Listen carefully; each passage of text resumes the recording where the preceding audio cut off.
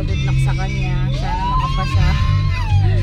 Hello mga palalabs! Another day, another vlog. At dahil schedule nga ng aking pangalawang anak para sa kanyang APCAT examination, ay napapunta kami ng UP mga palalab. At dahil first time nga nating makapasok dito sa UP, ay samahan nyo kami, i-vlog natin ang pagpunta natin sa UP Diliman mga palalabs.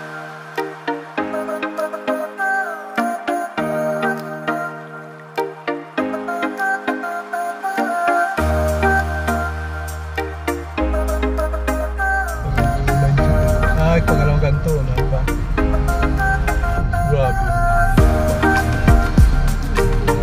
Ayun si Muli rin eh, para makapasal ka, kaya magpapalag ka. Kasi parang papa, sa ano siya? Dito malawang ganito daw eh. Hindi, sabi sa banyo siya, papa, hindi naman siya dito. So, paano siya uuwi?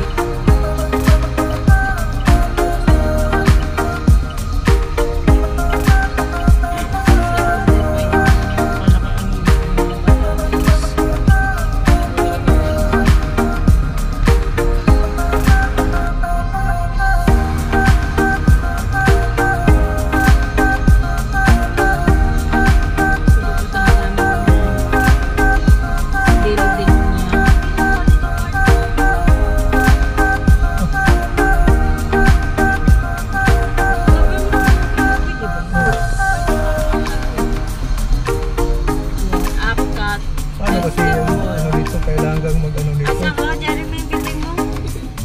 Sa fix drop off. Saan yun? Dito? Kaliwa? Full of college of Dito? Saan, Jeremy?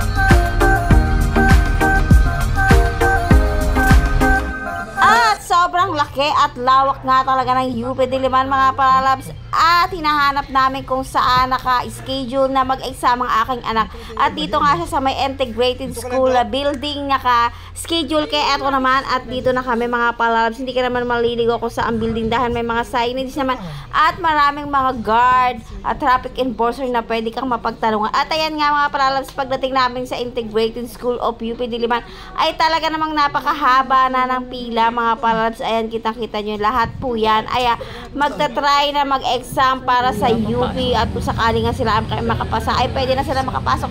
At ayan na nga si kuya mga palalabs, sumasok na siya, dire-diretso na siya dahil morning session pa siya mga palalabs. Pero muntik nang malate dahil galing pa nga kami ng Laguna mga palalabs. Syempre medyo traffic kami. At eto nga yung dito yung banda na yan mga palalabs, ayan yung tinatawag nilang Sunken Garden na napakalawak na area na pwede kang tumambling-tumbling dyan. Magtatakbo ka dyan mga palalabs, napakarami din talagang nakatambay dito dahil talaga namang nakaka-relax sa mata at sobrang sariwa ang hangin mga palalabs.